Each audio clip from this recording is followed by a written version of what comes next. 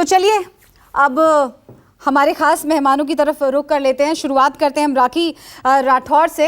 पहले तो मैं जो हमारी महिला जो गेस्ट है, मेहमान है, उनसे कहूँगी कम से कम हमारे पैनल में आरक्षण से ज़्यादा आरक्षण दिख रहा है, हमारी तादाद ज़्यादा है।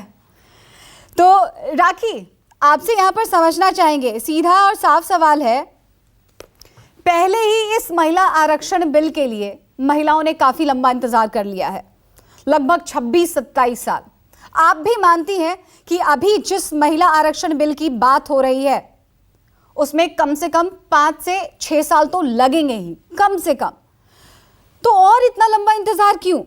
अगर आपका मन, बहुमत में आपकी सरकार है भाई, आपका मन इतना साफ है तो शीघ्र ही इसे क्यों नहीं लागू किया जा रहा है? 2024 में लागू कीजिए, हो सकता है फायदा ज्यादा हो जाए।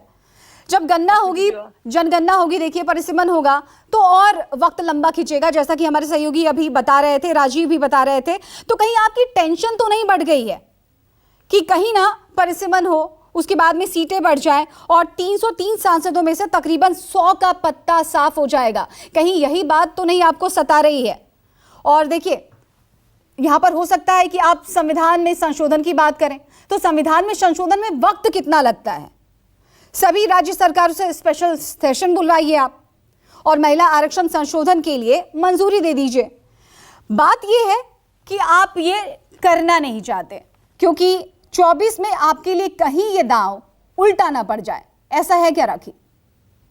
देखिए रश्मि जी, मुझे लगता है जो आपने सवाल पूछे उसका जवाब जो है राजीव रंजन जी ने और कुमार गौरव जी ने बहुत स्पष्टता से बताया। भारतीय जनता पार्टी जिस धारणा के साथ में, जिस ध्येय के साथ में लेकर आई है इस अधिनियम को, उसका मेन पर्पस ही यही है कि हम सस्टेनेबल डेवलपमेंट चाहते हैं। हम चाहते हैं कि महिलाएं जो हैं वो अगर आगे आए तो वो पूरी तरीके से आ गए, विश्वास के साथ आ गए, और उसकी शुरुआत संगठन लेवल पे भारतीय जनता पार्टी ने बहुत पहले ही कर दी थी। हमारे संगठन के अंदर 33% आरक्षण जो है वो महिलाओं के लिए है, जिससे महिलाएं जो है राजनीतिक क्षेत्र के अंदर जो बारीकियां हैं राजनीति की उसको पहचाने, उसको समझे और फिर आगे बढ़े। तो जिस तरह से ग्राउंड लेवल से तैयार करने का काम भारतीय जनता पार्टी ने किया और यही मंशा आगे भी है। और मैं तो ये निवेदन करूंगी कि आज की चर्चा में जो भी डाउट्स हो, जो भी क्वेरीज हो, जिनको लगता है कि वो चीजें ऐड होनी चाहिए, उन सबकी एक सार्थक चर्चा जो है वो होनी चाहिए। 27 साल हम लोगों ने इंतजार किया। 27 साल पहले पहली बार इस चीज की शुरुआत हुई थी और आज वो समय आया है जबकि हम इसको एक्चुअल तरीके से, जो लॉ है उसको तरीके से इंप्लीमेंट करने के लिए प्रतिबद्ध हैं।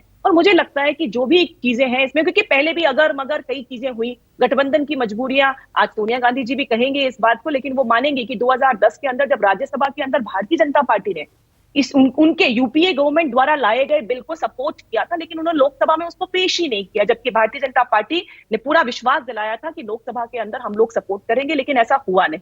तो साफ दिखता है हम कोई सांकेतिक तौर पे काम नहीं करते हैं, हम लोग करते हैं कि जो ग्राउंड लेवल पे इंप्लीमेंट हो, जिसकी की पुख्ता तौर पे सपना देखना एक अलग चीज होती है, लेकिन उस सपने को जमीनी हकीकत दिलाना एक अलग चीज होती है। उसकी प्रक्रिया में जो टाइम लगना है रश्मि, वो लगना है। ये ऐसा नहीं है, आपके सामने आपके संवाददाताओं ने बताया कि किस तरह से ये प्रोसेस है जो आज अगर पॉजिटिव तरीके से एक सकारात्मक सोच के साथ में, डिस्कशन के साथ निकल के आएगा। और जिस तरह से प्रधानमंत्री जी ने कहा यही समय है, सही समय है। मैं फिर एक बार निवेदन करूंगी सभी से कि एक सार्थक चर्चा हो, सार्थक चर्चा के माध्यम से एक महिलाओं को जो एक बहुत इंपॉर्टेंट रोल प्ले करने का एक मौका मिल रहा है, उसमें हम भी अपनी भागीदारी निभाएं। बिल्कुल, यही तो बड़ा सवाल है राखी, कि यही समय है, सही समय है। तो ये महिलाओं के लिए सही समय है या फिर किसी खास वोट बैंक को साधने की? फिलहाल एक छोटा सा ब्रेक लेंगे। यहाँ पर हमारी ये खास चर्चा लगातार जारी है। एक छोटा सा ब्रेक, आप बने रहिए हमारे साथ, देखते रहिए न्यूज़ स्टोरी।